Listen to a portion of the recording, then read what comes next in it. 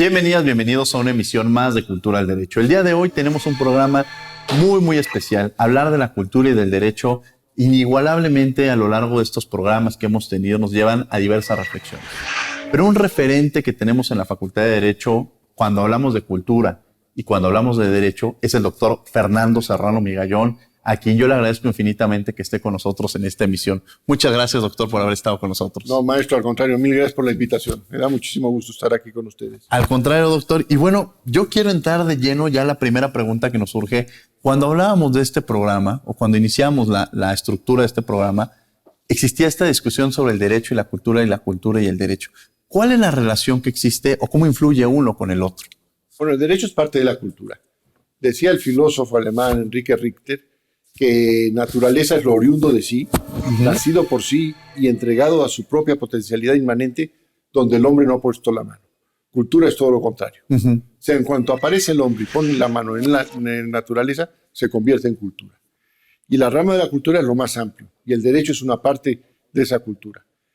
Yo creo que una universidad tiene la obligación no solo de formar técnicamente a sus alumnos, sino darles esta concepción completa del mundo en el que están, de la sociedad en la que están y de la forma en que se tienen que comportar en esa sociedad. Son valores éticos, morales, pero también de una concepción muy amplia del mundo intelectual en el que están inmersos. Conocer de literatura, de música, de teatro, de artes plásticas, de estar inmersos en una realidad intelectual muchísimo más amplia. Yo creo que la diferencia entre una universidad privada muy respetable, son muy respetables, es que tienen como finalidad formar fundamentalmente a muy buenos técnicos en sus ramas de profesionalismo. Pero una universidad pública tiene mucho más que eso. Tiene que formarlos íntegramente. Y tiene que formarlos íntegramente como ciudadanos. Y al decir ciudadanos no me refiero solo a un aspecto político, que también es importante, sino a un aspecto muchísimo mayor, a un aspecto de una concepción global de la sociedad, del destino de la sociedad y de la manera de colaborar con la sociedad para lograr su finalidad. Hay algo muy importante en la reforma, quizás una de las reformas más importantes que tenemos es la del 30 de abril del 2009, en ese entonces artículo 4, párrafo 9 y párrafo 12 sobre el acceso a la cultura. ¿Cómo permitir o cómo lograr dentro de una sociedad el alcance y garantizar este acceso a la cultura, este derecho tan... Yo creo que ha habido un error histórico de muchísimo tiempo de las autoridades federales, por decirlo de alguna manera. Normalmente se identifica cultura con algo aburrido. Y yo creo que lo que hay que demostrar es todo lo contrario. No hay nada más agradable ni más divertido que tener ese acceso a la cultura y disfrutar de la cultura. Yo siempre les digo a mis alumnos, por ejemplo, la lectura. La lectura es un acceso muy fácil, muy sencillo. Y lo único que hay que hacer es acostumbrarse a leer. No es más que eso. Si uno toma la costumbre, una costumbre muy sencilla, de no apagar la luz por la noche antes de dormirse sin leer una página de un libro, todos los días una página, al cabo de un año, al cabo de una decena, y cuando lleguen a ser viejos como yo, habrán leído una cantidad de libros impresionados y tendrán ese hábito de poder disfrutar. Hay quien dice que en los deportes hay deportes que se pueden practicar toda la vida, el tenis o el golf, pero en cambio sentarse en un sillón cómodo, con un libro agradable, un disco de música que permita leer. Y leer es un verdadero placer. No se tiene que ver como un acto aburrido o un acto pesado. Y es mucho más divertido que ver un programa de televisión, porque el programa de televisión facilita el acceso a las imágenes. Pero la lectura estimula la imaginación. Uno se tiene que imaginar cómo son los personajes, qué aspectos físicos tienen, cómo son las mujeres, cómo van vestidas, cómo son esas conversaciones. Y eso es verdaderamente divertido y entretenido. Y es un placer que para los que tenemos, desde luego no lo podemos cambiar por nada. ¿Cómo empezó usted, ahorita que ya que mencionaba esta parte de generar este hábito a la lectura, que muchas veces también es de casa? De pronto si un niño ve que sus padres empiezan a leer un libro, que me imagino que eso sucedía en la casa del doctor Fernando Serrano Migallón en su niñez, ¿cómo empieza a introducirse usted en la lectura y en la literatura? Por un problema, y un problema triste, muy triste, que narrar porque lo he contado un montón de veces. En mi casa siempre ha habido libros, eso sí es verdad. Cuando yo tenía 14 años, en el año 59, cuando había ingresado a primero de secundaria, tuve una lesión de corazón, una endocarditis, que me tumbó en cama un año. Estuve un año acostado, estamos hablando de los años finales de los años 50, todavía la técnica médica no estaba adelantada como ahora. Me trataron como acababa de surgir la cortisona, todo era acetil salicílico, y mi padre, estábamos en una condición económica muy limitada, no había televisión en casa, había simplemente un radio, y mi padre me llevaba libros sobre todo de historia, de biografías, de literatura española, y era con lo que me entretenía todo el día, eso y armar rompecabezas. Y así me pasé un año acostado, sin levantarme para nada. Y ahí adquirí el gusto por la lectura, que bueno, en mi caso fue por un acto triste, o no quiero llamarlo dramático, porque todo salió muy bien, pero que no es necesariamente que pase eso para acostumbrarse a eso, a tener siempre, no un libro, sino 2 o 3 libros abiertos.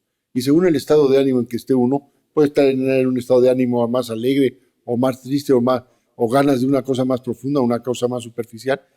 Seguir la lectura de esos 2 libros que tiene, o 3 libros que tiene uno abierto.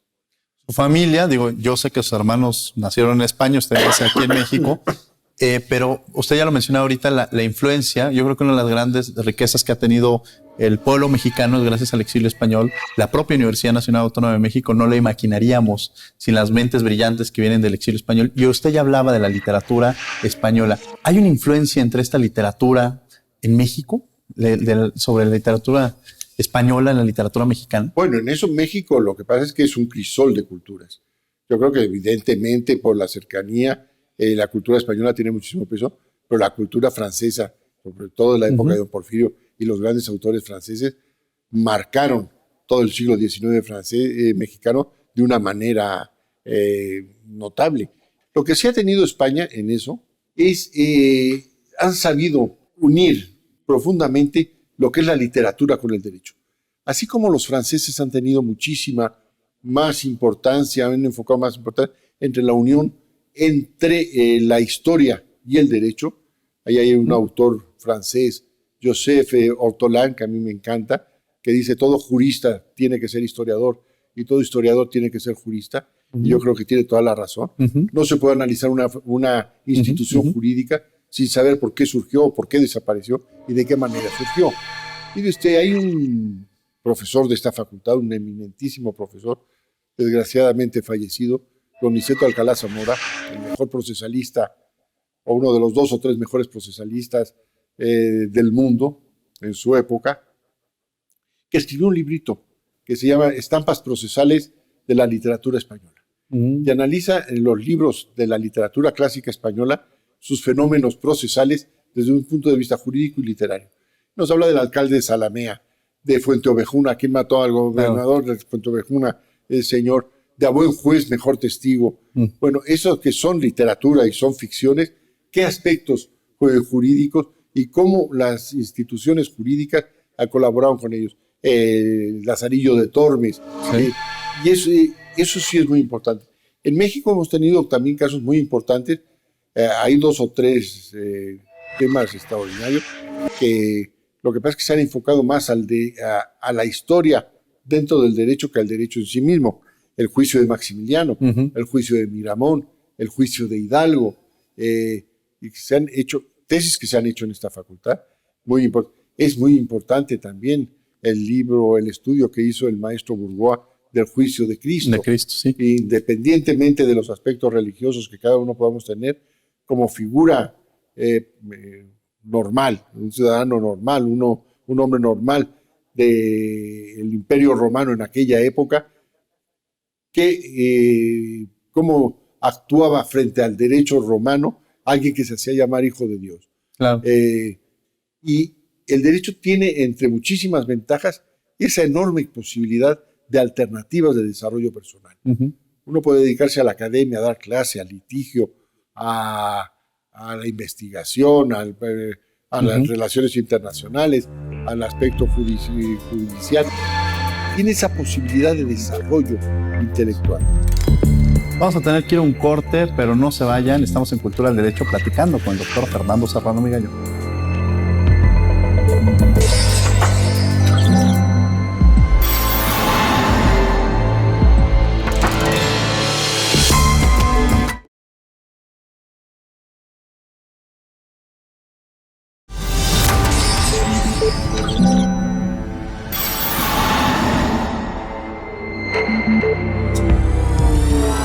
Estamos de regreso en Cultura del Derecho, platicando con el doctor Fernando Serrano Migallón sobre la relación entre el derecho y la cultura y el derecho.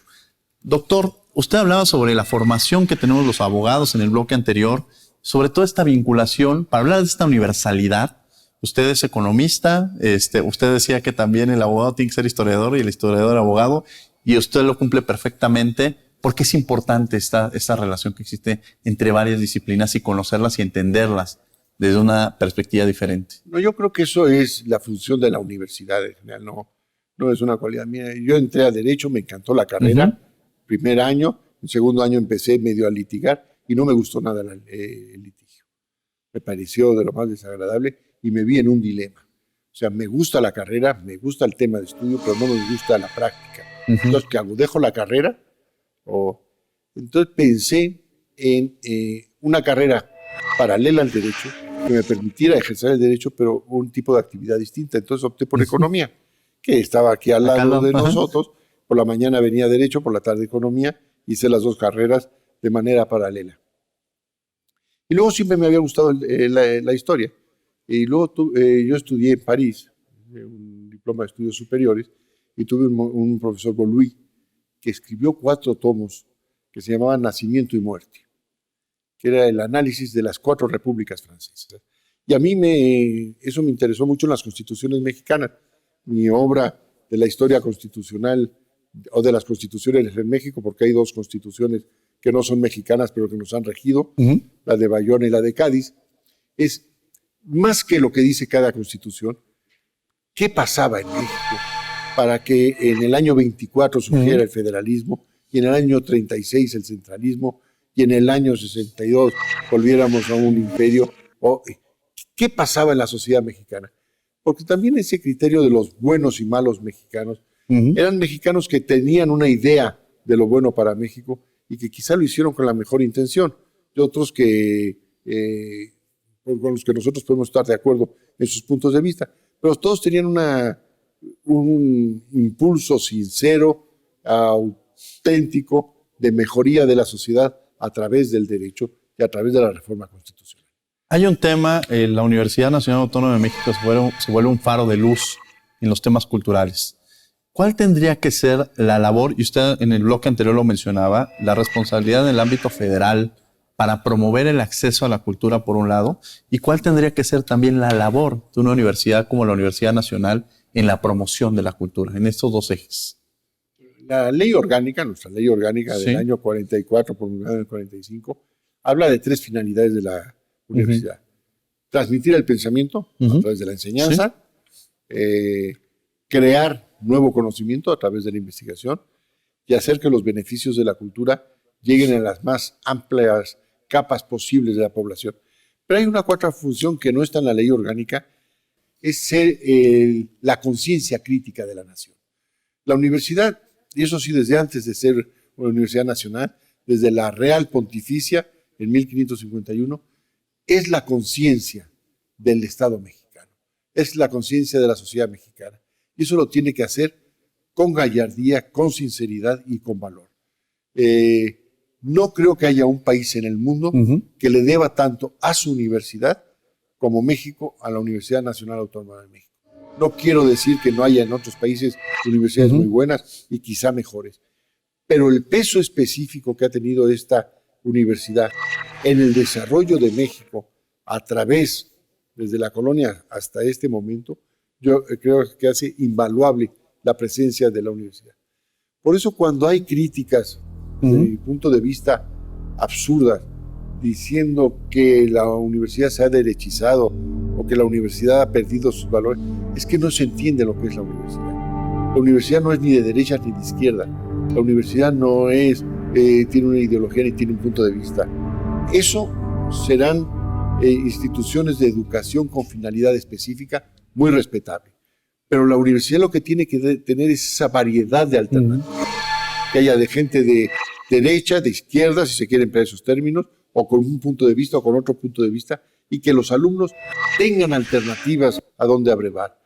Y que haya adquirido de sus profesores la parte que le fue atractiva o que le pareció verídica o que le pareció verdadera. Y eso, cuando se dice la universidad se ha derechizado o la universidad ha perdido, la universidad la universidad lo único que hace es abrir, dar juego en una mesa para que los alumnos vayan eligiendo las cartas con las que quieren actuar en la vida. ¿Qué libro le recomienda usted a sus alumnos? Porque además, algo muy interesante en el doctor Fernando Serrano, y lo comentaba antes de entrar a cámara, es que usted se ha preocupado y ocupado mucho por la formación. Dicen que los maestros, uno puede escribir muchos libros, pero quien al final mantiene viva la esencia de algún profesor es a quienes formó, porque hacen este reconocimiento de cómo los marcó en su vida. Y creo que esa es una labor muy importante que usted ha hecho. ¿Qué libro les recomienda a estos jóvenes que además usted ha impulsado y que ha apoyado? Bueno, yo primero les pregunto cuáles son sus aficiones. No es lo mismo recomendar un libro a alguien que le gusta la historia que a alguien que le gusta la poesía o la literatura. Pero lo que sí, al principio del curso hago un compromiso con ellos. Elijan ustedes un libro, el libro que quieran. Ajá. Y vamos a leerlo en el transcurso del año. Y al final del año vamos a tener una sesión solo para platicar de los libros que ustedes han leído. ¿Qué les pareció? ¿Qué les gustó? ¿Qué no les gustó? Y yo, si se acercan a mí, bueno, si hay infinidad de libros, libros de derecho maravillosos, de técnica, pero hay libros de contenido jurídico que no son para la formación del abogado, de historia universal, de política internacional. No, hay infinidad. Si le dijeran en este momento, para nada más de irnos al corte brevemente, ¿cuál sería, si le dijeran solamente puede leer un libro en toda su vida, este es el único libro que puede leer, ¿cuál sería el libro que leería el doctor Fernando Serrano Vigallón? Muy difícil. Quizá Los Miserables de Víctor Hugo. Ah, maravilloso. Víctor Hugo, primero el libro es maravilloso, y él como personaje histórico es un monstruo. A mí siempre me ha llamado la atención que en París no hay un monumento a Víctor Hugo. Hay una gran calle, quizá la más importante de París, que llega al Arco del Triunfo, que se llama Víctor Hugo, y está enterrado en el Panteón de los Hombres Ilustres, pero no hay el monumento que desde mi punto de vista debía de tener. Los Miserables, su defensa de México contra la invasión francesa, sus ataques a Napoleón III, su dignidad a lo largo de su vida y en su muerte, hacen de él un monstruo de inteligencia y de dignidad. Vamos a tener que ir a un corte, pero no se vayan, estamos en Cultura al Derecho.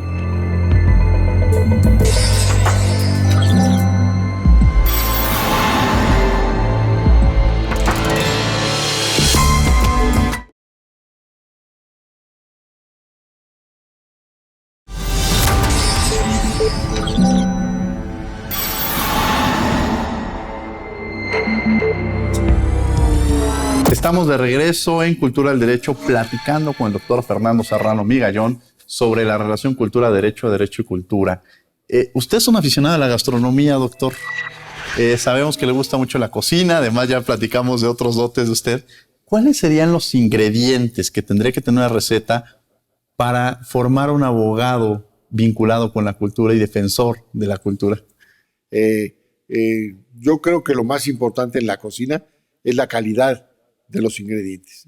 Teniendo buenos ingredientes, tiene que ser uno muy torpe para hacer un mal platillo. Y a mí lo que me pasa con la cocina es que ponerme en la estufa a cocinar, me olvido de todos los problemas. ¿Cómo definiría al doctor Fernando Serrano Vigallón usted? ¿Cómo lo describiría? Bueno, quizá, me puedo cambiar la pregunta, me gustaría cómo me vieran los demás, me gustaría que dijeran es un universitario. Interesante descripción y todo lo que representa, incluso la figura y el emblema de ser universitario. ¿Qué retos implica la defensa de la cultura en este país? ¿Cuáles serían los principales retos que tendríamos en la defensa de la cultura en nuestro país? Yo creo que primero demostrar eso, que la cultura no es solamente un bien frío. La cultura es una alternativa agradable y vital de desarrollarse humanamente. Y segundo, que la cultura verdaderamente responda a una amplitud de criterios y de puntos de vista para que el ciudadano en general opte por sus puntos de vista. En artes plásticas, en artes escénicas, en lo que se quiera. No encasillar los ejemplos internacionales que ha habido del realismo socialista en la época de Stalin o el arte nazi han sido lamentables. El arte de la España de Franco es vergonzoso, con la pintura y la escultura que había en Europa en ese momento. Los ejemplos de la Unión Soviética y de la Alemania de Hitler o de la fascista de Mussolini son lamentables. Los restos que quedan es de vergüenza. En cambio, cuando los autores pueden actuar en libertad, pueden expresarse libremente, pueden poner sus puntos de vista y sus criterios sobre las obras, hay cosas buenas y hay cosas malas, pero eso decanta la cultura. Y lo que es bueno permanece y lo otro desaparece. ¿Qué mensaje le enviaría a los profesores de la Facultad de Derecho para promover la lectura, la literatura? ¿Y qué mensaje le mandaría a los estudiantes, a los futuros abogados de este país que son egresados o que van a ser egresados de la Facultad de Derecho y que tienen este enorme privilegio de ser parte de esta comunidad académica, pero también la enorme responsabilidad de formarse como verdaderos juristas? Y para ser verdadero jurista debe ser un verdadero lector. Y la literatura es una de las herramientas más importantes que se pueden tener. Bueno, usted lo ha dicho, esto es un privilegio. Quizás el privilegio mayor que puede tener un mexicano es llegar a la educación superior y dentro de la educación superior en la universidad. A los profesores que estén cerca de los alumnos. Cuando uno se acerca a los alumnos, al terminar la clase, o los alumnos se acercan a uno y empieza a hablar, se da cuenta de la necesidad y del deseo que tienen de abrevar, de aprender, de participar con sus profesores, de intercambiar ideas. Muchas veces por el origen familiar, por la situación económica, no han tenido acceso a una cantidad de conversaciones, de pláticas, que es muy importante abrir las posibilidades de que ellos se acerquen. Y a ellos que los aprovechen. Yo creo que ser un alumno de esta facultad, de esta universidad, es un privilegio infinito, que se van a dar cuenta cuando pase el tiempo y ojalá lo aprecien antes de que sea demasiado tarde, que aprovechen lo que es la universidad. La universidad es una fuente inagotable. El Centro Cultural Universitario, las exposiciones, las mesas redondas, cineclubs, obras de teatro, que aprovechen la universidad. La universidad es inagotable, no solo para nosotros los profesores, sino para los alumnos, que la aprovechen a la límite de la capacidad de su tiempo. Algo con lo que quiera cerrar, doctor, ya se nos ha terminado el tiempo. Muchísimas gracias por la invitación y siempre, yo creo que para todos nosotros, lo que hemos pasado por esta casa, hablar de la universidad es un honor y es una satisfacción. Mire usted, yo ingresé en el año 65, ninguno de ustedes había nacido y todavía vengo todos los días a dar clase y cada vez que entro y veo la explanada me da un vuelco el corazón. Yo creo que no hay ninguna institución de educación superior que establezca esa liga emocional de dependencia entre sus alumnos y ella. Doctor, le agradezco mucho que haya estado con nosotros aquí en Cultura del Derecho. Es un privilegio, sobre todo por su responsabilidad, por su compromiso que ha tenido como abogado, pero también por defensor y promotor de la cultura. Muchísimas gracias por la invitación. Muchas gracias. Muchas gracias a ustedes por haber estado con nosotros en una emisión más de Cultura del Derecho. Los martes también estamos en Radio UNAM 96.1 FM en Derecho a Debate. Por lo pronto, que tengan buen día.